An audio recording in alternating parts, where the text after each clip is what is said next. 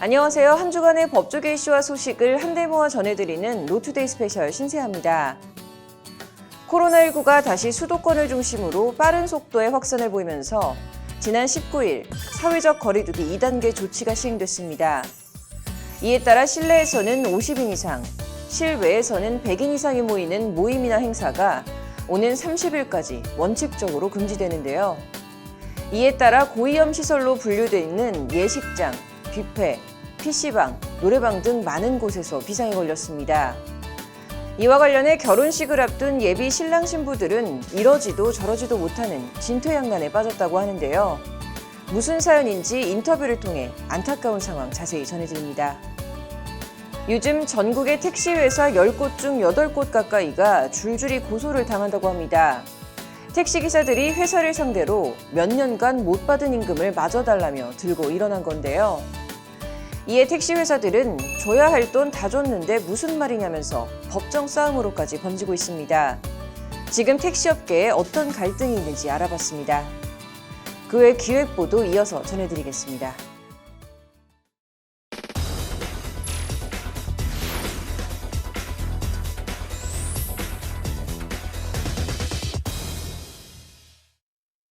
오늘부터 수도권에서 사회적 거리두기 2단계 조치가 시행됐습니다. 실내에서는 50인 이상, 실외에서는 100인 이상이 모이는 모임이나 행사는 오늘 30일까지 원칙적으로 금지됩니다. 집합금지 명령을 위반하면 감염병 예방법에 따라 300만 원 이하의 벌금이 부과되고 확진자 발생 시 입원비, 치료비, 방역비에 대한 구상권이 청구될 수 있습니다. 오늘 로투데이는 2차 코로나 대확산 소식 집중 전해드립니다.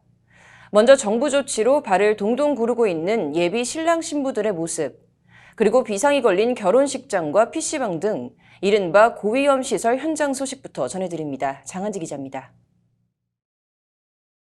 귀한 걸음으로 행복한 가정을 이루도록 축복해 주시면 더 없는 큰 기쁨이 되겠습니다. 30살 예비 신부 박은하 씨가 지난주 지인들에게 보낸 청첩장 내용 중 일부입니다. 손꼽아 기다려온 오는 29일 결혼식, 결국 계획대로 할 수 없게 됐습니다. 이를 어기면 주최 측이나 하객이나 상관없이 300만 원 이하의 벌금이 부과될 수 있습니다. 아직 이제 한 주가 더 남아 있어서 우선 좀 보려고를 하기는 하는데 지금 그래서 봐보니까 50명이 그러니까 넘는 사람의 경우에는 개인당 1인당 300만 원의 벌금을 내야 된다고 하더라고요. 네. 그래서 우선 그렇게는 못할 것 같고. 박 씨는 코로나 상황이 나아지는 것을 기다리기보단 일단 결혼식을 그대로 진행하는 방향을 선택했습니다. 신천지, 이태원 클럽발 코로나 확산으로 인해 자발적으로 결혼식을 연기했던 예비 부부들이 또다시 제동이 걸린 걸 봤기 때문입니다. 3월 달에 연기했던 사람들이 사실 이번 주에 거의 결혼을 하더라고요. 연기했던 사람들이. 근데 또 취소가 되니까 시간이 그럼 지체되면 지체될수록 더 그런 제한이 생기고. 한 공간에 50인이 되면 안 되는 만큼 하객을 분산 배치해 식을 예정대로 올릴지. 방을 분할해서. 그러니까 결혼식에 참석하는 50명의 인원을 따로 빼고 사진만 찍을 수 있도록 친구들을 그 전 1시간 전에 불러서 따로 방을 개설을 하면 그러면 사진은 아니면 일가 친척과 함께 조촐한 결혼식을 올릴지 고민이 이만저만이 아닙니다. 하게 된다면 이제 친척들로 봐야 될 것 같은데 지금 이제 50명 안에 직원들이 포함한다고 하더라고요. 그래서 직원들 포함해서 그럼 양가 가족에 합해가지고 38명 정도만 초대를 할 수 있는 상황인 거예요. 올가을 결혼식을 올릴 예정인 예비신랑 28살 황순혁 씨. 그나마 시간적 여유가 있지만 코로나가 더 확산할까 걱정입니다. 계속 이렇게 코로나가 유행을 하고 제 정부 정책으로도 50명 이하를 이렇게 지속적으로 요청을 한다면 솔직히 한 번뿐인 결혼식인데 이제 지인들한테 축하도 받고 싶고 이제 많은 사람들의 축복 속에서 결혼하고 싶은 건 사실이잖아요. 그런 부분에 있어서는 조금 아쉬울 것 같고요. 식장은 예약했지만 결혼식이 예정된 날까지 순탄치만은 않은 준비 과정을 겪고 있습니다. 식장 진행 순서라든지 아니면 준비하고 싶은 뭐 물건들이나 뭐 영상 그리고 사진 이런 것들도 되게 많거든요. 이제 사람들이 많은 지역에 가서 해결하거나 시간을 조금 요구하는 것들이니까 걱정이 되는 건 모이지 말라는 정부의 방침을 따라야만 하는 수도권에 위치한 예식업체들은 오늘 오전 동시다발적으로 비상이 걸렸습니다. 이러지도 저러지도 못하는 예비 부부들에게 취소를 권유해야 하는지, 손해를 보더라도 적은 인원으로 진행하도록 해야 하는지 진퇴양난의 상황에 부딪혔습니다. 국가에서 이제 50명 지정했는데 지금 우리 웨딩홀에서는 어떻게 뭐 진행을 하실 건지에 대한 질문이 가장 많고 반반이신 것 같아요. 취소하시는 분들도 계시고 또 뭐 돌잔치 이런 거는 대부분 다 취소를 하셨고 네. 뭐 예식 같은 경우는 지금 뭐 어떻게 방침이 나오는지 그거에 대해서 기다리고 계시고요. 아무래도 이번 주나 당장 다음 주 예식 같은 경우에 해당이 되시는 분들이시기 때문에 지금 되게 많이 불안해하고 계시죠. 예고가 없는 코로나 확산. 결혼식장 등 예식업체들은 누구를 탓할 시간도 대책을 마련할 시간도 없이 급한 불을 끄는데 급급할 뿐입니다. 일단 저희도 뭐 임대료라든가 지원도 월급 같은 부분도 있고 그래서 최소 보증 인원이라는 게 있는데 네. 거기서 일단 지금 뭐 식사도 안 된 상태에서 아무래도 매출의 감소가 있으면은 네. 아무래도 회사에 타격이 있죠. 당장 뭐 이렇게 통보를 하니까 저희도 뭐 그에 대한 준비도 없이 그래서 좀 어렵죠. 오늘 오전 청와대 국민청원 게시판은 코로나로 인한 피해를 예비부부에게만 전가하는 결혼식 문제, 확실한 보상안을 마련해달라는 글이 올라왔습니다. 청원인은 코로나 상황에서 막중한 피해를 본 사람들이 있다. 바로 예비 신랑, 예비 신부들이다 라고 포문을 열었습니다. 이어 1차 대유행 때 결혼식을 취소하고 연기하며 발생하는 모든 문제들에 대해 국가가 보상안, 중재안을 논의하고 있다는 말을 듣고 우리는 국민이기에 국가의 위기에 이해를 하고 믿었다며 하지만 1차 대유행이 지나가고 보상안은 마련되지 않은 채 또 흐지부지 돼버렸다고 지적했습니다. 그러면서 일생에 한 번 축복받는 날만 손꼽아 기다려온 예비 신랑 신부에게 참석하는 하객 모두에게 벌금을 물리겠다고 말하시냐며 말만 하는 논의, 유행이 지나가면 다시 묻히게 되는 논의가 아닌 실질적인 피해 보상안, 갑질하는 결혼 예식장 업체에 대한 규제 및 제재 방안을 논의해달라고 요청했습니다. 한편 공정거래위원회는 예비 신혼부부들이 수도권에서 예약해둔 결혼식을 취소하거나 연기하더라도 위약금을 내지 않도록 해달라고 웨딩업계에 요청했습니다. 결혼식뿐만 아니라 오늘부터 PC방, 노래방, 뷔페, 학원 등 수도권 고위험 시설의 영업도 잠정 중단된 상태입니다. 코로나19 관련 서울, 경기 지역 모든 PC방 영업 중지로 당분간 쉽니다. 정부 시책으로 영업을 임시 중단합니다. 불편을 드려 죄송합니다. 공지글이 문 앞에 붙어 있습니다. 혹시 오늘 PC방 여셨나요? 아니요, 안 열었어요. 출근을 하셨어요? 매장 청소 중이에요. 원망과 불안이 지속되는 상황이지만 시민들이 정부 방침에 따라 코로나19 방역에 적극적인 참여와 협조에 나서는 이유는 상황이 나아질 것이란 기대 때문입니다. 법률방송 장은지입니다. 네, 코로나의 폭발적인 재확산. 김광림 보건복지부 차관은 오늘 브리핑에서 전국 대유행으로 이어질 수 있는 절체절명의 상황이라면서 국민들에게 방역 협조를 당부했습니다. 과연 코로나 실태가 어떻고 정부의 방역 대책에 문제는 없는지 백순영 카톨릭대 의대 교수님 모시고 말씀 들어보도록 하겠습니다. 백 교수님 어서 오십시오. 예, 안녕하세요. 네, 앞서 저희가 이제 확진자 상황을 좀 전해드리긴 했는데 어제 하루에만 297명의 확진자가 나오는 등 지금 현재 눈덩이처럼 불어나고 있습니다. 이게 지금 대유행 사태가 벌어지는 거 아니냐라는 우려도 나오고 있는데요. 지금 심각성 어느 정도라고 봐야 할까요? 예, 이게 어떻게 보면 대유행의 초기 단계라고 볼 수가 있는데요. 과연 우리가 이것을 통제할 수 있는가 하는 것이 문제입니다. 일단 이번 달 14일부터 103명으로 시작해서 점점 늘어서 오늘 297명이 이 최고치거든요. 근데 이 6일 동안에 1288명이 확진자가 나왔어요. 근데 실제 지금 이 사랑제일교회의 경우에 있어서는 12일 날 첫 환자가 나왔었는데 그 이후로 며칠 후부터 잠복기를 지나면서 많은 환자들이 나왔거든요. 근데 지금 이 제일 중요한 근원지인 사랑제일교회인 경우에 있어서는 이 교회 신도만의 문제가 아니라 전국적으로 여기를 방문하신 분들이 다 합쳐서 4,000명 정도 된다고 그러는데 아직도 800명 정도는 소재 파악 또는 진단 검사가 이루어지고 있지 않아요. 근데 지금 진단 검사를 받은 사람들 중에서도 17% 정도가 양성이 되었고 오늘만 해도 623명이 누적 확진자거든요. 그런데 이 중에 40% 정도가 고령자예요.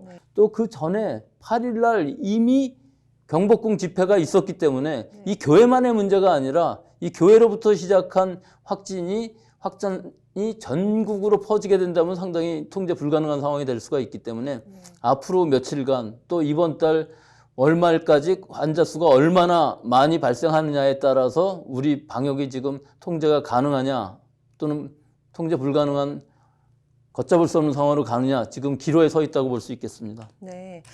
좀 일각에서는 이 정부의 방역 실패 책임을 이제 뭐 신천지 교회, 지금 사랑제일교회, 뭐 또 이태원 이 성소수자 클럽 등 특정의 집단을 공격하는 식으로 떠넘기고 있는 거 아니냐라는 좀 지적도 나옵니다. 어떻게 보시나요? 뭐 결과적으로 봤을 때에는 그렇게 해석할 수도 있겠습니다만 사실 시간을 되돌려 놓고 보면은 앞을 예상할 수 없는 것이거든요.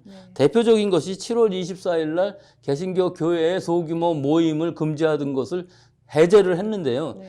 공교롭게도 이 시기 이후에 교회에서 상당히 많은 대규모 발생이 일어났어요. 그 시기에 그럼 과연 이것을 해제하는 것을 예측하고서 막을 수 있었느냐? 뭐 그건 아닌 것 같이 보이고요. 결국은 우리 지역사회 안에서 무증상 감염에 의한 전파들, 즉 깜깜이 환자들, 감염을 알 수 없는 환자들이 많이 있었다는 것을 뜻하는 것이고 그런 징조들은 많이 있었거든요. 이게 대표적으로 사랑제일교회인 경우에 있어서는 8.15 이 집회를 준비하기 위해서 그 전에 9일날 예배뿐만 아니라 5박 6일 정도를 여러 사람들이 합숙을 하고 있었다고 그래요. 그래서 한두 사람 있던 확진자들, 감염자들이 많은 수로 불어나게 되었고 결국은 폭발적인 확산을 나타낸 것이기 때문에 이것이 뭐 우연한 일이 아니라 실제로 이 교회가 방역 지침을 거의 무시하다시피 계속 해왔기 때문에 그것들의 부작용으로서 이런 확산이 일어난 것으로 보이고 이것이 지금은 전국적으로 퍼지는 상황이기 때문에 어떻게든 지금 서울 수도권에서 막아야 되겠고 요 며칠 사이에 전국적으로 만약에 확산이 나타난다 그러면은 뭐 바로 3단계도 얘기를 할 수 있겠습니다만 지금 상황만으로 보면은 일단 증가세 자체는 커브 자체는 좀 옆으로 꺾였는데 이것이 과연 이 다음에 계속 유지하고 감소할 수 있는지 아니면 폭발적으로 증가될지는 요 며칠 사이 이번 주말까지 동향을 봐야 알 것으로 보입니다. 네. 일단 오늘 이 정은경 중앙방역대책본부장이 좀 일부에서 방역당국 검사 결과가 조작됐다. 뭐 특정 교회 교인은 무조건 코로나19 확진자로 이제 환자로 확진한다 등 이제 루머까지 돌고 있다면서 이제 이것은 결코 사실이 아니다 지금이라고 반박을 하기도 했는데요. 좀 과거 이 전염병 유행 상황에서도 좀 이런 양상이 좀 있었는지 또 이런 현상 나타나는 이유는 어떻게 봐야 할까요? 뭐 지금까지는 그런 일이 있을 수가 없었죠. 메르스라는 때에서도 상당히 그 제한적으로 범위가 밝혀져 있었기 때문에 뭐 굳이 양성으로 판단할 필요도 없었고 무증상 감염이 그다지 많지 않았기 때문에 큰 문제가 아니었었는데 또 신종플루인 경우에 있어서는 사실은 뭐 양성으로 받든 음성으로 받든 치료 방침은 똑같았었어요. 결국은 타미프루를 처방받고 치료를 받으면은 예후는 좋았었는데 지금 이번 코로나19의 경우는 무증상 환자들이 너무나 많다 보니까 혹시라도 이것을 가짜로 양성을 만드는 게 아니냐 그런 얘기는 나올 수 있습니다만 사실은 음성, 양성을 그대로 조절을 할 수가 있는 것은 아니고요. 실제 검사를 하는 사람들도 이 샘플이 누구 건지 전혀 알 수 없게 많은 수의 샘플을 처리하고 있기 때문에 여기에 무슨 어떤 조작이 들어가기는 분명히 곤란한 부분이 있습니다. 그래서 처음에 검체 채취부터 맨 마지막에 결과 나올 때까지의 시간도 또 상당히 걸리기 때문에 한 번 검체 채취한 이후에 또 그 검체를 가지고 다른 곳에서 검사를 받을 수는 없기 때문에 이런 부분들은 지금으로 봐서는 조작이 있을 수 있다 하는 것은 전혀 거짓 뉴스라고 가짜 뉴스라고 볼 수 있습니다. 네. 자, 오늘 정세균 국무총리가 이제 사랑제일교회 등의 이제 집단 감염 이 책임을 물어서 구상권 청구도 불사하겠다라는 강경 발언을 했습니다. 이거 좀 어떻게 보시나요? 이게 충분히 예상됐던 일이죠. 제일 먼저 뭐냐면은 이 교회가 방역 수칙을 무시하면서 이 집합 금지 명령도 전부 무시했었거든요. 네. 그래서 결국은 실제로 형사적인 형뿐만 아니라 구상권까지도 청구를 하는 것이기 때문에 이 지금 상황은 뭐 대표적으로 지금 전 국민이 보건의 영향을 끼치는 아주 나쁜 행동을 한 것이라고 볼 수 있기 때문에 구상권의 그 액수가 어느 정도 될지 저는 뭐 예상은 할 수 없습니다만은 엄청난 수의 구상권 또 엄청난 수의 환자를 만들어낸 것은 뭐 교회 자체에서 의도적으로 안 했다 할지라도 결과적으로는 그 역학조사의 방해 거짓말하고 명단 안 내고 하는 것으로 인해서 피해가 갔기 때문에 충분히 구상권을 청구할 수 있다고 생각을 합니다. 네. 좀 마지막으로 백 교수님께서 보시는 이번 코로나 재확산 사태의 심각성 그리고 대책 또 정리를 조금 해주신다면요. 네, 굉장히 어려운 일인데요. 지금 얼마 전에 우리가 그 신천지가 있었고 그다음에 이태원 클럽발이 있었고 또 그다음에 쿠팡 물류센터 부천에서 있었는데 사실은 다 대상이 한계가 있었어요. 신천지만 해도 대구 경북지역이었고 신천지 교인이라는 이런 대상이 있었는데 비해서 지금은 우리 서울 수도권 이 2,500만이 살고 있는 인구 밀도가 굉장히 높은 이 지역에서 다수의 교회들에서 발생을 하고 있고 벌써 2차, 3차 감염이 돼서 불특정 다수가 접촉할 수 있는 시장이라든지 카페라든지 학교라든지 뭐 심지어는 경찰, 군부대 안에까지 지금 들어가 있는 상황이기 때문에 과연 이것을 얼마나 잘 통제를 할 수 있는지 즉 방역당국이 이 환자들의 동선만을 찾아서 이 방역을 한다면 지금 벌써 시간이 늦었기 때문에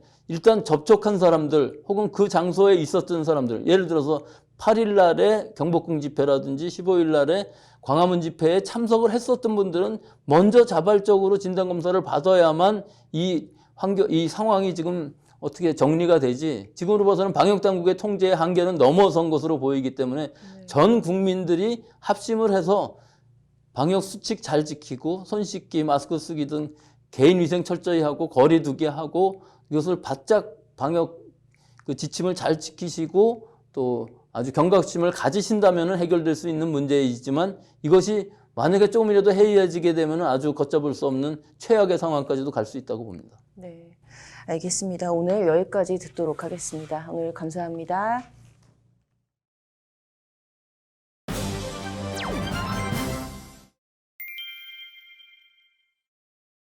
전국의 택시 회사들이 요즘 줄줄이 고소장을 받아들고 있다고 합니다.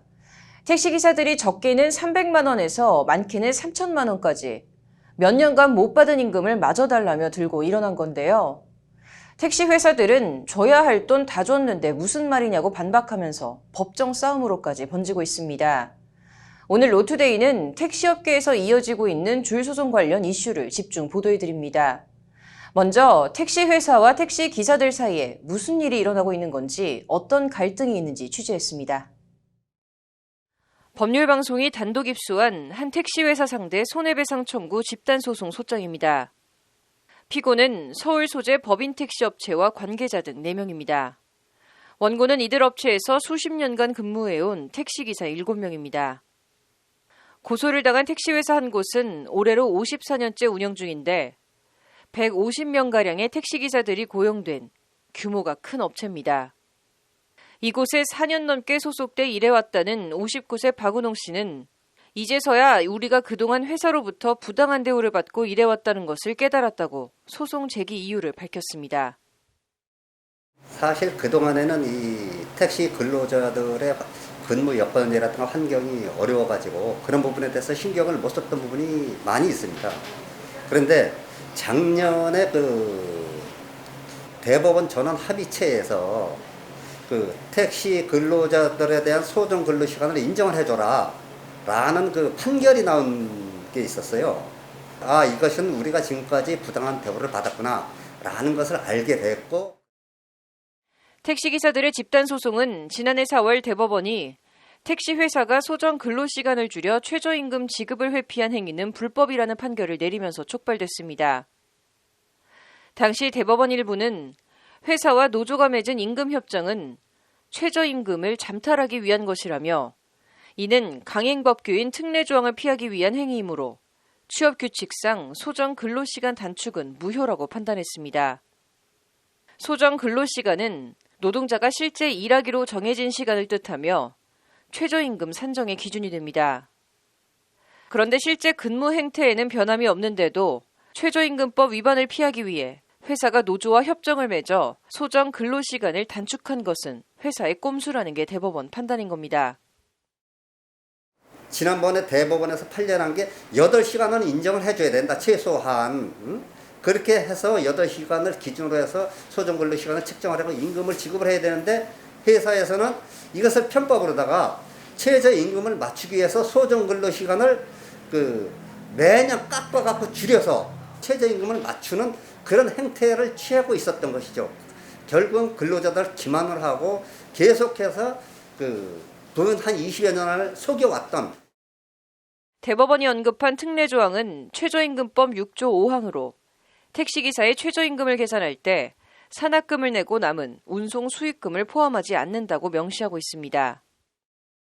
기존의 택시회사 근로자들의 임금 체계를 보면 이제 기본급 플러스 이제 성과급으로 구성이 되는데요. 이 성과급이라는 것이 보통 산학금을 제외한 나머지 금액들을 이제 가져가는 그런 구조였던 것이죠. 그래서 이 나머지 금액에 대해서 최저임금의 산입에 제외한다라는 그런 내용의 특례 조항이 시행되었기 때문에 이런 문제가 생기게. 이 조항은 지난 2010년 7월부터 택시기사의 기본급을 높여 안정적인 근로 환경을 만들겠다는 취지로 시행됐지만 택시 회사들은 기본급 인상은커녕 해마다 취업규칙을 변경해 기사들의 근무 시간을 줄여왔다는 겁니다. 해마다 최저임금이 올라가는 부분에 대해 가지고 그 숫자를 억지로 맞추는 그렇게 돼버리는 거죠. 지금 현재에 또 지금 한 5시간 정도 그 정도밖에 인정을 안 해주고 있는 그런 실정입니다. 해마다 그렇게 줄여가지고. 소정 근로시간을 단축하는 과정에서 택시노사는 합의 절차를 진행하지만 이 역시도 회사에서 결정된 대로 따를 수밖에 없었다는 게 이들의 성토입니다. 우리 임의대로 모든 게 결정된 건 없어요. 사실 의회에서 지시가 되면은 우리는 거기에 맞춰서 이제 사측하고 회사 측하고 이렇게 같이 이제 협상해서 마치기 때문에 그런 부분은 사실 우리 기사들이 또 그런 자료를 우리한테 또 열람도 안 해주고 또 홍보도 안 하기 때문에. 여기에 택시기사들은 소정근로시간이 줄어든 후에도 근무시간은 종전의 근무 형태를 그대로 유지했기 때문에 실제 근로시간이 반영된 임금을 받아야 한다고 주장하고 있습니다.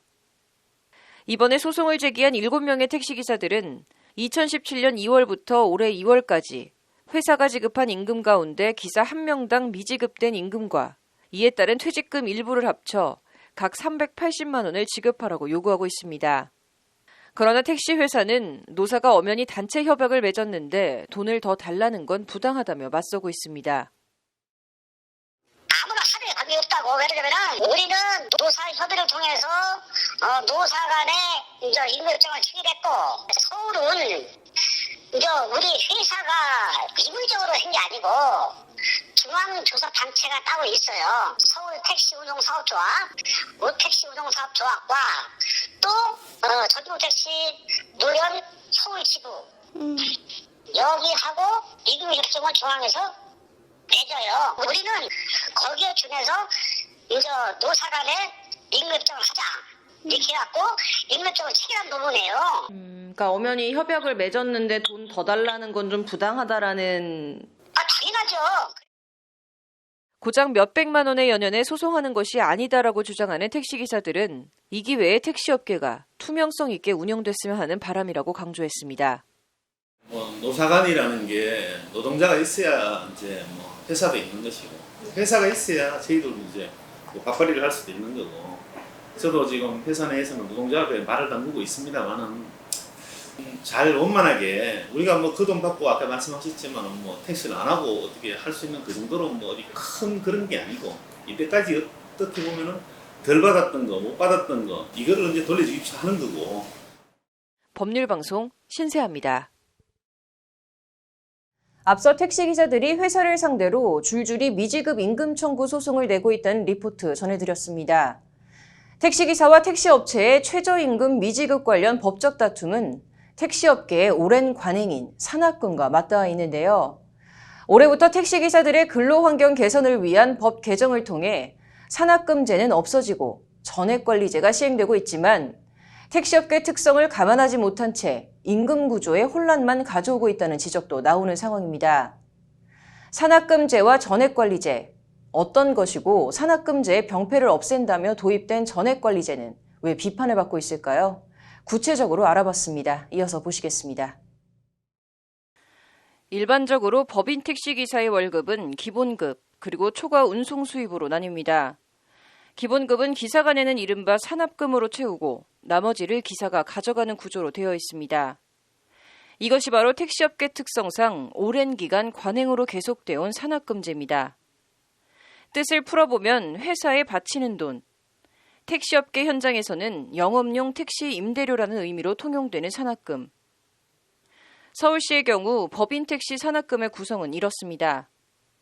택시기사가 하루 12시간 근무한다고 할 경우 영업용 택시 임대료 5만 6천 원, 연료비 3만 1,500원, 그리고 기사가 한 달 26일을 만근할 경우 정액급여 하루치 5만 102원을 합쳐 하루 산업금 총액은 13만 7,602원, 14만여 원이 됩니다. 일반적으로 서울시 법인 택시의 경우 산업금은 하루 13만 원에서 16만 원 선으로 기사들은 이 금액을 회사에 납부해야 합니다. 전국 다른 지역도 사정은 비슷한데 택시기사가 하루 동안 벌어들인 일일 총 수익금 중 이 정도 일정액을 회사에 납부하고 이를 제외한 수입을 택시기사의 수익으로 하는 방식인 겁니다. 택시기사 하루 수익금이 16만 원을 넘는다면 산업금을 제외한 나머지 초과 수입은 온전히 택시기사의 수익이 되지만 하루 총 수입이 산업금에 못 미칠 경우에는 부족한 부분은 기사가 사비로 메워야 합니다. 이런 이유로 택시기사들은 산업금을 제외한 추가 수입, 즉 초과 운송 수입에 의존할 수밖에 없습니다. 지금 우리가 하루 일 나가면은 12시간 근무를 하는데 임금 교섭에는 5시간을 지금 잡혀 있거든요. 월급을 우리가 하루 책정 금액이 뭐 16만 원, 26을 곱하면 그 금액을 월급을 추가로 된 거는 우리가 이제 개인적으로 이제 현금으로 회사에서 지급을 해요. 왜냐하면 그 추가된 금액까지 포함하면은 보통 뭐 우리 기사분들이 한 500승은 넘게 찍어요. 이러다 보니 택시기사들이 추가 수입을 더 벌기 위해 무리하게 장시간 노동을 하는 것은 물론 매일 산업금을 채우고 수익을 남기기 위해 과속, 승차 거부, 현금 결제 요구 등으로 승객에게 피해를 주는 것이 택시업계의 오랜 고질로 지적돼 왔고 이에 따라 올해부터 법 개정으로 산업금제가 폐지됐습니다.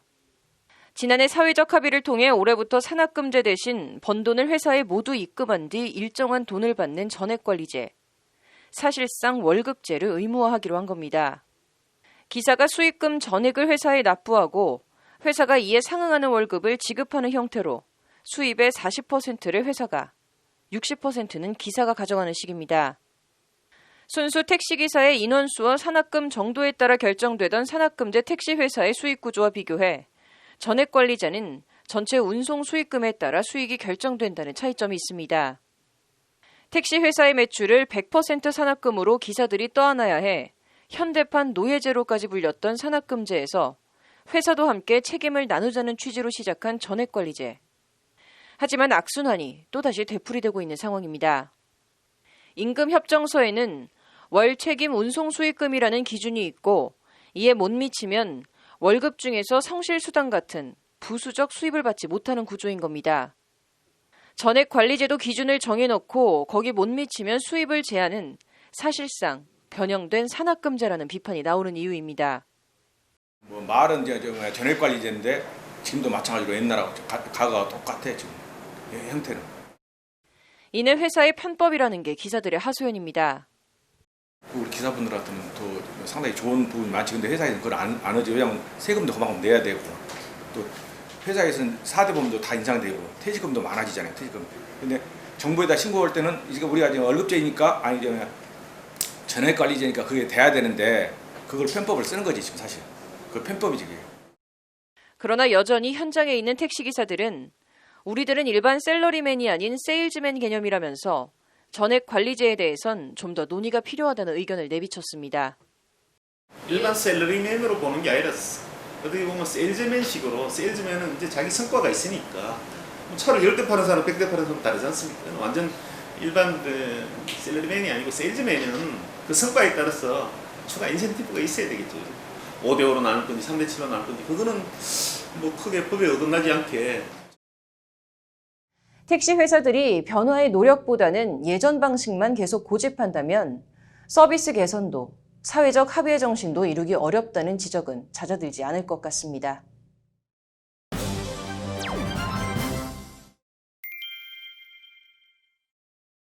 오늘 로투데이는 변호사와 의뢰인 간 의사교환의 비밀 유지를 보장하기 위한 변호사 비밀유지권 관련 소식 집중 보도해드립니다.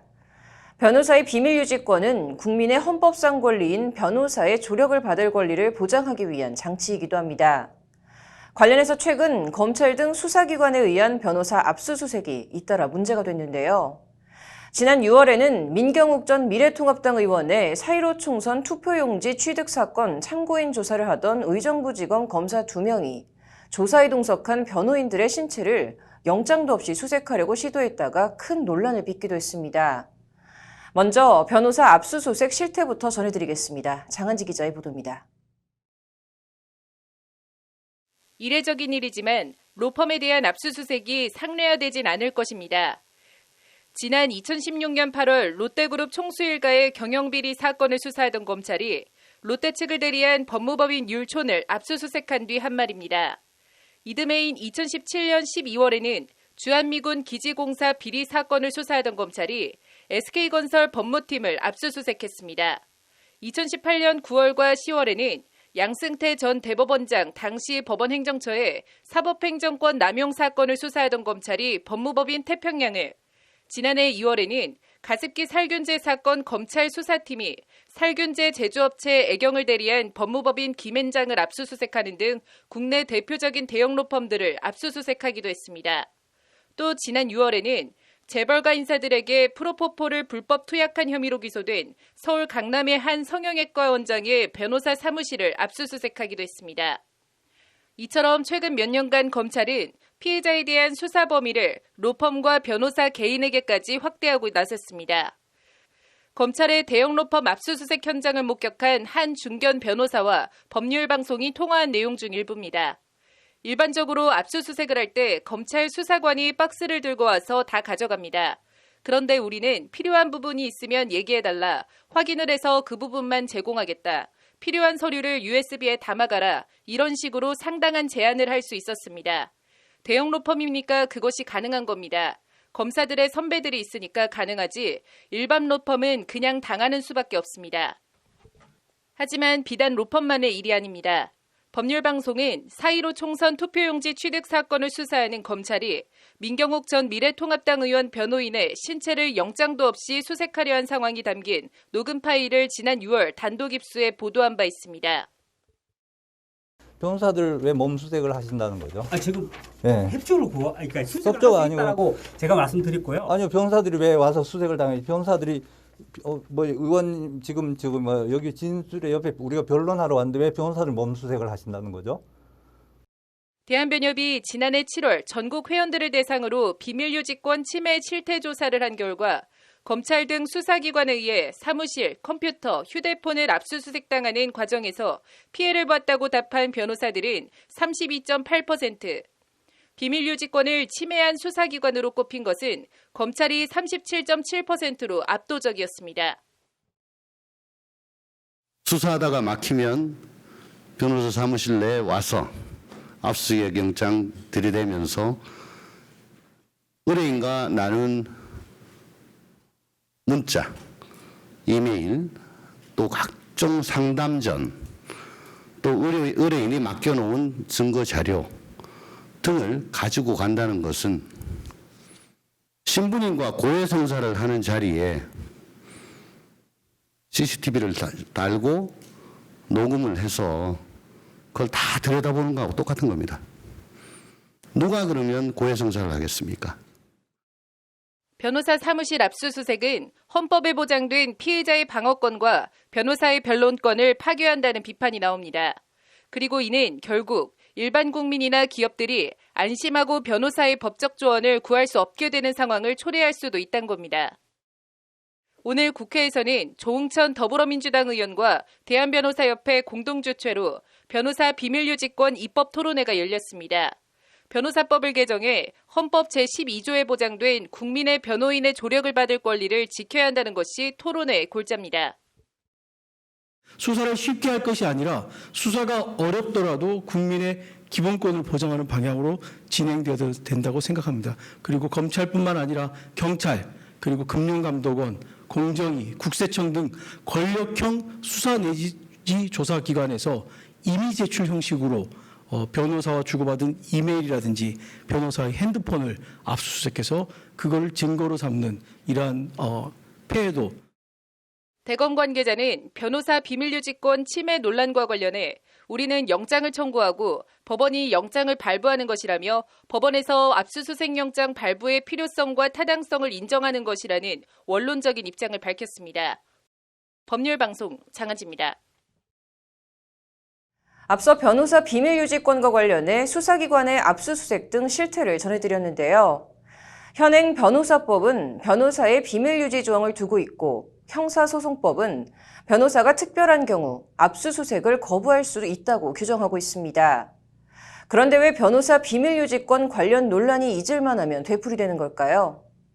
오늘 오후 국회에서 열린 변호사 비밀유지권 입법 토론회 현장 발언을 통해 현행 관련 법의 한계를 알아봤습니다. 이어서 장한지 기자입니다. 의뢰인의 비밀을 보호하는 건 변호사의 의무입니다. 변호사법 제26조는 변호사는 그 직무상 알게 된 비밀을 누설해서는 안 된다고 규정하고 있습니다. 비밀 유지가 의무이자 권리예요. 변호사의. 근데 그 압수수색을 허용을 하면 그게 다 깨지잖아요. 그러면 제대로 된 변론이 불가능해진다고요. 통상적인 변호 활동을 하는 데들을 압수수색을 하면 변호권이 사실 무력화될 수도 있지 않습니까? 그런데 검찰은 왜 이러면 안 된다는 것을 알면서도 변호사 사무실을 압수수색하는 걸까? 증거 확보 때문에 그러겠죠. 결국은 압수수색을 하든 뭐 통신 사실 조회를 하든 이래서 뭔가 증거를 찾아야 될 거 아니에요. 그러니까 이제 할 수 있는 건 다 하는 거겠죠. 오늘 국회에서 열린 변호사 비밀유지권 입법 토론회에서 발제를 맡은 천하람 법무법인 주원 변호사는 변호인이 특별한 경우에 제한적으로만 압수수색을 거부할 수 있도록 규정하고 있는 현행 형사소송법을 개정해야 한다고 주장했습니다. 형사소송법 제112조는 변호사가 업무상 위탁을 받아 소지, 보관하는 물건 중 타인의 비밀에 관한 것은 압수를 거부할 수 있다고 규정하고 있습니다. 이처럼 압수 거부권의 대상을 업무상 위탁을 받아 소지, 보관하고 있는 물건만으로 규정해 구멍이 많다는 지적입니다. 변호사법은 비밀 유지 의무를 규정하면서도 실제 비밀 유지 의무를 다할 수 있는 무기를 변호사들에게 전혀 주지 않고 있습니다. 그리고 형사소송법에도 변호사가 압수를 거부할 수 있다라는 규정은 있지만 중대한 공익상 필요가 있는 때에는 예외로 한다라고 되어 있고, 천 변호사는 첫 번째로 압수 거부권의 대상이 구체적이지 않다고 비판했습니다. 특히 의뢰인과 변호사가 주고받은 의사교환 내용에 대한 압수 거부권이 존재하지 않는다고 지적했습니다. 의사교환 내용이 검찰에 넘어가는 순간 수사의 단서로 사용되거나 그 비밀이 외부에 노출될 수 있다는 겁니다. 둘째, 압수 거부권의 예외 사유가 추상적으로 되어 있다는 주장입니다. 현행 형사소송법은 타인의 승낙이 있거나 중대한 공익상 필요가 있는 때에는 예외로 한다고 변호인의 압수 거부의 사유를 규정하고 있습니다. 법조계는 이 조항이 타인의 승낙과 공익상 필요라는 추상적 규정으로 압수 거부 사유를 정하고 있어 수사기관이 예외 사유에 해당한다고 주장하면 할 말이 없어지고 결국 압수를 당할 수밖에 없다고 비판합니다. 셋째, 법원이 적법한 절차를 거쳐 압수한 대상인지를 따지는 동안 수사기관은 얼마든지 압수한 문서 등의 내용을 볼 수 있다는 지적입니다.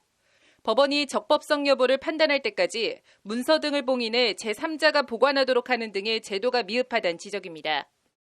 그래서 이러한 현행 규정만으로는 의뢰인이 의뢰인의 권리로서 비밀유지권을 보장을 받거나 아니면 업무상 위탁을 받아 소지 또는 보관하고 있는 물건이 아니라 실제로 문제가 되는 의뢰인과 변호사 간 주고받은 의사교환의 내용, 변호사가 직무와 관련하여 의뢰인으로부터 건네받거나 작성한 의견서 같은 그런 서류 등에 대해서 공개를 방지하거나 비밀을 충분히 보장하기가 굉장히 어려운 상황입니다.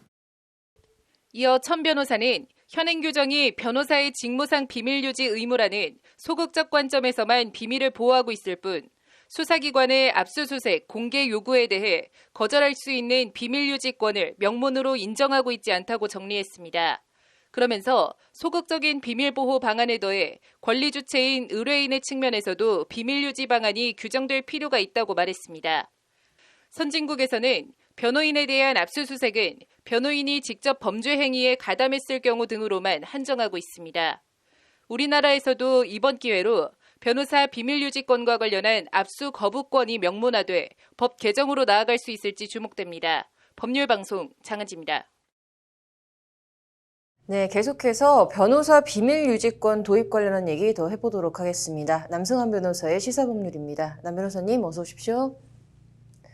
네, 지금 저희가 앞서 리포트에서 지금 현재 변호사 비밀유지권 침해 사례 등 실태와 또 현행법상 한계점 등을 좀 짚어드렸는데요. 그래서 이거 좀 어떻게 바꾸어야 한다, 지금 이런 얘기가 나오고 있는 겁니까? 대한변협하고 조홍천 의원은 의뢰인이 변호인의 도움을 받아서 방어권을 제대로 행사하려면 현재 변호사법에는 비밀유지 의무 조항만 있는데 이것을 좀 확대해서 개정해야 된다는 입장입니다. 네. 현행 변호사법 26조에 의하면 변호사였던 자 또는 변호사가 직무상 알게 된 비밀을 누설해서는 안 된다. 이렇게 의무를 정하고 있는데요. 네. 뭐 다른 법에 예외 조항이 있는 경우에는 또 허용하도록 하고 있기도 합니다. 그런데 의뢰인하고 변호인 사이에 의사를 교환하거나 뭐 네. 서류를 전달한다든가 공개하거나 제출하는 것 이런 것을 함부로 열람 또는 뭐 공개를 요구해서는 안 된다 이런 의견이 나오고요. 그러다 보니까 이런 조항을 신설해야 된다는 얘기가 나오는 것입니다. 네. 예를 들어 이 조항에 위반해서 수집된 증거는 재판에서 증거로 쓸 수 없도록 한다든가 이런 조항도 있어야 한다는 것이고요. 다만 예외적으로 의뢰인이 자발적으로 승낙했거나 뭐 그냥 공익은 아니고 중대한 공익상 필요가 있는 경우 등에는 예외로 하자 이런 것이 토론회에서 나온 얘기들입니다. 네. 조홍천 의원은 여기에 더해서 비밀유지 대상을 좀 더 구체화하자. 예를 들면 뭐 의서 교환 내용, 네. 그다음에 서류, 물건 뭐 이런 것들을 구체화하자 이런 얘기도 있습니다. 네. 이제 그렇다면은 이게 지금 기업에 소속되어 있는 사내 변호사도 있지 않습니까? 근데 이 경우에는 좀 비밀 유지권과 관련해서 좀 갑론을박이 있는 것 같은데요. 이 변호사로서의 지위 외에 사내 변호사는 이제 피용인 같은 지위가 있기 때문입니다. 피용인으로서 내부적으로 법률 검토한 것에 대해서 뭐 압수수색을 한다거나 또는 제출을 요구한다거나 하는 경우와 그렇게 해서 한 자문이 변호사로서 한 경우에 두 가지 지위가 겸유되기 때문에 그런데요. 변호사에 대한 이제 아무래도 뭐 신뢰나 이런 것들이 좀 뭐 최근에는 많이 낮아졌지만 높았던 상황에서 최고 경영자가 직원인 변호사에게 기업 비밀과 관련된 내용을 상의하거나 상담하고 이럴 때 그 변호사가 상의하거나 상담한 내용은 변호사로서의 비밀유지 의무에 들어가는 것이냐 아니면 직원으로서 상담한 것이니까 들어가지 않는 것이냐 이런 문제가 대두될 수밖에 없습니다. 수사기관에서 뭐 기업을 수사하면서 아무래도 법무팀 같은 곳을 주로 압수수색하면 이 법무팀에서 위법성 여부 등을 검토하거나 내부 검토한 자료 등이 나오게 되는데 이러다 보니까 변호사가 상담하거나 변호사로서 제공한 자료인데 이것을 먼저 압수수색하거나 이렇게 하는 것은 기업이 변호사를 두는 제도의 취지와 오히려 반하는 것 아니냐 이런 지적이 있을 수 있습니다. 반면 일반적으로 기업이 변호사를 채용하면서 준법감시 의무 등에 관한 기업의 의무 이런 것을 준수하기 위한 것이라는 점에서 변호사가 적극적으로 위법행위 등을 막아야 하는 것 아니냐 이런 점에서는 또 제한해서 해석해야 되는 것이 아니냐 이런 얘기도 있기는 합니다. 네, 좀 이 변호사 비밀 유지권 관련해서 좀 변호사님께서는 어떤 의견이십니까? 비밀유지 의무만 인정하는 것보다는 비밀을 유지할 권리가 인정되는 것이 아무래도 더 도움이 된다고 생각합니다. 그런데 그건 그냥 변호사가 편리하자고 하는 것은 아니고요. 의뢰인이 변호인과 상의를 하기 위해서는 변호인이 나를 위해서 적극적으로 저것을 공개하지 않을 권리도 있다는 점, 그리고 변호인으로서도 본인이 스스로 나중에 비밀을 유지할 의무뿐만 아니라 비밀을 유지할 권리도 있다는 전제하에서 상담을 할 때 훨씬 더 폭넓고 자유로운 상담 내지는 조언을 할 수 있게 됩니다. 변호인이 어떤 자료 등을 제공하거나 상담을 했는데 나중에 뭐 아무렇지도 않게 법정 등에서 공개되는 것 이런 거를 보면 변호인으로서는 아무래도 심리적으로 위축돼서 자문을 할 수밖에 없게 되기도 합니다. 또는 변호인이 자문을 하면서 통상은 상당히 보수적인 자문을 하기도 하는데 그런 보수적인 자문의 결과가 오히려 본인의 의뢰인에게 불리한 결과가 되거나 이런 점을 감안한다면 변호인이 뭐 아주 자유로운 자문을 하기도 어려운 점이 있다는 점, 이런 점을 감안하면 뭐 유지 의무뿐만 아니라 유지권까지도 좀 인정돼야 되는 것이 아닌가 이런 생각을 하고 있습니다. 네, 좀 오랜 시간 동안 이런저런 좀 지적이나 말들이 나오는 만큼 좀 대안 마련은 필요해 보이네요. 오늘 잘 들었습니다.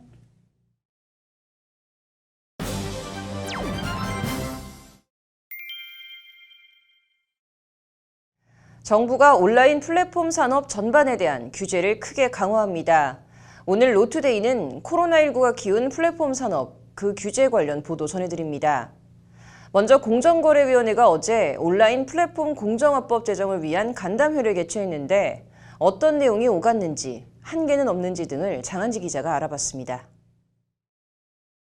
온라인 플랫폼 사업자는 크게 세 갈래로 나뉩니다. 하나는 G마켓, 옥션, 11번가 등을 가리키는 오픈마켓, 다른 하나는 쿠팡, 티켓몬스터 등 소셜 커머스, 마지막으로 배달앱, 숙박앱, 부동산 중개앱 등 온라인 투 오프라인, 이른바 O2O 서비스입니다. 이들 거래액은 2010년 25조에서 2015년 54조 규모로 2배 이상 성장한 뒤 지난해 135조 이상의 거래 실적을 올렸습니다. 여기에 최근 코로나 사태로 비대면 거래가 폭발적으로 증가하면서 온라인 플랫폼 거래 의존도는 계속 커지고 있습니다. 문제는 이들의 우월적 지위가 강화하면서 그곳에 의존해야만 하는 소상공인, 입점업체의 우려도 함께 커지고 있다는 점입니다. 높은 수수료를 요구하거나 광고 정책을 바꾸는 등 플랫폼 사업자들이 수익 극대화를 위해 입점업체들에게 불리한 거래 조건을 강요하는 이른바 갑질 사례들이 나오고 있는 겁니다. 이에 따라 공정거래위원회는 어제 비공개 간담회를 열고 온라인 플랫폼에 입점한 업체들의 애로사항을 청취했습니다. 이른바 온라인 플랫폼 공정화법을 제정하기 위해서입니다. 공정위 관계자는 법률방송과의 통화에서 온라인 플랫폼 공정화법의 핵심 골자는 필수적 계약서 작성 및 교부가 될 것이라고 말했습니다. 골자는 계약서를 체결을 해라. 계약을 체결을 해서 그다음에 계약서를 작성해서 교부를 해라. 그런 내용만 들어가지 그 계약서 안에 어떤 내용으로 해라라는 것까지는 들어갈 수는 없을 거예요 아마. 공정위는 이와 함께 법 제정안에 불공정거래 행위 유형을 규정하고 공정거래 협약제도, 분쟁조정협의회 설치 근거를 마련하기로 했습니다. 이날 간담회에는 중소기업중앙회, 소상공인연합회, 한국외식업중앙회 등이 참석했습니다. 중소기업중앙회는 특히 오픈마켓을 겨냥했습니다. 그들이 매출액 1,000억 이상의 통신 판매업자들이 각종 규제를 받는 대규모 유통업법에 적용을 받지 않는다며 중개업자에게도 통신 판매업자 수준의 책임과 의무를 부여해야 한다고 제안했습니다. 통신 판매업자는 자기들이 진짜로 롯데몰이라든가 신세계몰처럼 자기들이 몰을 갖고 직접 물건을 사서 판매하는 걸 말한 거고요. 중개거래업자는 뭐 네이버 쇼핑이라든가 우리 G마켓 뭐 이런 쪽에 입점을 시켜가지고 물건을 자기들이 직접 판매는 하지만 책임을 지지 않는 그런 형태를 말하는 거잖아요. 통신판매 중개업자들, 예를 들면 네이버 쇼핑이라든가 G마켓 그런 쪽의 종류의 업체들은 규제할 방법이 없어요, 지금 현재로서는. 소상공인연합회는 온라인 플랫폼 전반적으로 수수료, 광고비, 홍보료 등 각종 비용 부담 구조가 체계적이지 않다고 지적했습니다. 플랫폼 상위에 노출되는 입점업체 우선순위는 무엇이냐 아무것도 알 수가 없다는 겁니다. 상품 노출 기준을 정확하게 정해라. 이 부분을 좀 강조하고 있습니다. 소비자가 그 화면에 들어갔을 때 그 첫 화면에 보이는 기준은 대체 무엇이고 그 다음에 두 번째 화면에 보이는 기준은 또 뭐고 그 기준이 불명확하다 보니 소위 말하면 광고를 받기 위한 수단으로 이용하고 한국외식업중앙회는 배달의 민족, 요기요 등 배달앱의 갑질 문제를 집중적으로 지적했습니다. 적정 수수료 산정 기준 마련, 수수료 부과 내역의 투명한 공개 등 배달앱 수수료 정책의 투명성과 공정성을 제고해야 한다는 겁니다. 배달 수수료까지 해가지고 거의 15% 정도 돼요. 최대 15에서 사실 20%도 나오기도 해요. 배달앱에 어떤 현상이 일어나냐면 지금 얼마 이상 주문 시 배달 뭐 이렇게 돼 있잖아요. 이제 그게 이제 그 수수료하고 자기들 그 음식점 마진을 맞추려고 하는 거거든요. 수수료가까지 15%까지 나오는 이게 정말 합리적인가? 면밀히 검토를 해서 최대한 낮춰달라. 다만 공정위의 역할이 시장에서의 독점이나 불공정 거래를 감시하는 것인 만큼 온라인 플랫폼 수수료에 대해서는 직접적으로 제재할 수는 없다고 선을 그었습니다. 있을 수 있죠. 근데 이제 가격에 대해서 정부가 어떤 그걸 가지고 얼마를 해야 된다, 얼마를 받아야 된다, 얼마 이상은 안 된다 이렇게 규정하는 거는 시장 경제에서는 맞지 않으니까. 한국법제연구원의 2019년 전자상거래 불공정 거래 행위 현황과 판매자 인식 실태 조사에 따르면 온라인 플랫폼 입점업체들이 가장 많이 언급한 불공정 행위는 과도한 광고비나 판매 수수료 요구였습니다. 조사 결과 플랫폼에 지급하는 광고비 등 각종 비용과 판매 수수료가 과다하다는 응답은 35.4%로 1위, 판매자가 일방적인 책임을 전가한다가 22.8%로 2위, 할인 쿠폰과 수수료 지급 기준이 불분명하고 부당하다가 20.3%로 그 뒤를 이었습니다. 한편 입점업체의 입장을 들은 공정위는 다음 주부터 2주간 플랫폼 사업자의 의견을 들을 예정입니다. 이후 전문가 의견도 수렴한 뒤 법을 마련해 이르면 9월 입법 예고를, 내년 1월 국회에 법안을 제출할 예정입니다. 법률방송 장은지입니다. 법률방송은 지난달 플랫폼 공룡들의 횡포라는 연속 기획 보도를 통해 애플리케이션 시장을 사실상 독점하면서 수수료 30%를 챙기는 거대 IT 공룡 구글과 애플의 실태를 전해드렸는데요. 구글 플레이스토어에 인기 게임 포트나이트를 입점하지 않는 방식으로 구글을 상대로 싸움을 걸었다가 2년 만에 사실상 백기를 들었던 에픽게임즈가 이번에는 구글과 애플을 법원에 고소하면서 다시 한번 정면 대결을 선언했습니다. 어떤 내용인지 장한지 기자가 전해드립니다. 지난 17일 캘리포니아 북부지방법원에 접수된 소장입니다. 원고는 에픽게임즈, 피고는 애플입니다. 에픽게임즈가 구글에 이어 애플에도 독점금지법 위반 소송을 제기한 겁니다. 게임사와 플랫폼의 정면 대결, 신호탄은 에픽게임즈가 쐈습니다. 발단은 지난 13일 에픽게임즈가 자체 인앱 결제 시스템인 에픽 다이렉트 페이를 만들면서입니다. 에픽게임즈는 전 세계 3억 5천만 명 이상의 포트나이트 이용자들이 이 시스템을 이용해 직접 게임을 구매하고 결제할 수 있도록 했습니다. 에픽게임즈의 자체 결제 시스템 개발은 콘텐츠 수수료와 결제 수수료로 30%를 가져가는 구글의 플레이스토어와 애플의 앱스토어를 거치지 않도록 하기 위해서입니다. 구글과 애플은 자기들의 모바일 시스템을 통해서 사업을 하면 자기들 내에 있는 결제 시스템을 사용하게 합니다. 그걸 우리가 보통 인앱 결제 시스템이라고 하거든요. 요 안에 있는 시스템인데 거기가 각각 두 회사가 공이 전체 매출의 30%를 결제 수수료 및 모바일 시스템 수수료로 징수하고 있는 상황이죠. 에픽게임즈는 이 수수료를 구글과 애플에 지불하지 않는 대신 이용자들에게 기존보다 20% 저렴한 가격에 게임 아이템을 제공하겠다는 파격적인 유인책을 내걸었습니다. 그러자 구글과 애플은 직접 결제 시스템 도입 금지를 정한 자사 정책 위반이라며 포트나이트를 즉각 자사 앱마켓에서 삭제했습니다.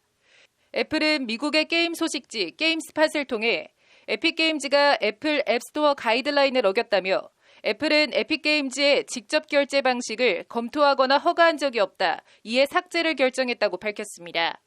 구글 역시 미국 언론 더 버지를 통해 포트나이트는 우리의 정책을 위반했다며 이에 플레이스토어에서 다운받을 수 없게 했다는 입장을 밝혔습니다. 더 이상 구글 플레이스토어와 애플 앱스토어에서 포트나이트를 다운받을 수 없게 된 겁니다. 에픽게임즈는 기다렸다는 듯 애플을 상대로 65장 분량의 고소장을 법원에 제출했습니다. 에픽게임즈는 고소장에서 애플이 부과하는 30%의 수수료는 너무 과하다며 이러한 과세가 이어질 경우 애플 기기에 의존하는 이들이 피해를 보게 될 것이라고 주장했습니다. 그러면서 이번 고소장 제출은 그간 입은 피해를 벌충하기 위한 것이 아니라 애플의 독점에 맞서 싸우기 위한 것이라고 강조했습니다. 이어 애플이 앱마켓에서 불법적으로 독점을 유지하기 위해 자행하는 불공정 행위를 막기 위해 소를 제기한다며 시장에서 공정한 경쟁이 이뤄질 수 있도록 법원이 애플에 금지 명령을 내려주길 바란다고 밝혔습니다. 에픽게임즈는 앞서 구글을 상대로도 독점금지법 위반 혐의로 소를 제기한 상태입니다. 소송 제기와 함께 에픽게임즈는 애플의 1984 광고를 비꼰 영상도 공개했습니다. 애플이 1984년 1월 슈퍼볼에서 처음 공개한 이 광고는 당시 PC 시장을 주름잡던 IBM을 조지 오웰의 소설 1984에 나오는 빅브라더로 묘사하고 이를 파괴하는 내용을 담았습니다. 에픽게임즈는 패러디 영상에서 애플을 21세기 2020년 현재의 빅브라더로 묘사합니다. 영상 말미에는 이런 문구가 등장합니다. 에픽게임즈는 앱스토어의 독점에 맞서왔다. 애플은 보복으로 포트나이트를 수십억 원대의 기기로부터 차단한다. 2020년이 1984가 되는 것을 막기 위한 투쟁에 동참해달라. 20년 전에. 그러면서 애플이 그때 거의 망하는 게 아닌가 싶었는데 애플이 다시 살아났죠. 뭘로? 스마트폰으로. 그러면서 똑같은 관행을 지금 애플이 하고 있는 거예요, 사실은. 자기네 시스템에 적합하지 않은 것은 아예 들어오지 못하게 그들이 당하면서 이후에 지금 그들이 반복하고 있는 아주 재미있는 아이러니한 형국이라고 볼 수 있겠습니다. 에픽게임즈가 소송에서 승소할 경우 구글과 애플은 막대한 배상금을 물어야 합니다. 미국 법원이 두 IT 공룡을 플랫폼 시장을 불공정하게 지배하는 빅브라더로 판단할지, 그에 따라 오랜 기간 유지해온 수수료 30%의 변화가 생길지 소송 결과가 주목됩니다. 법률방송 장은지입니다.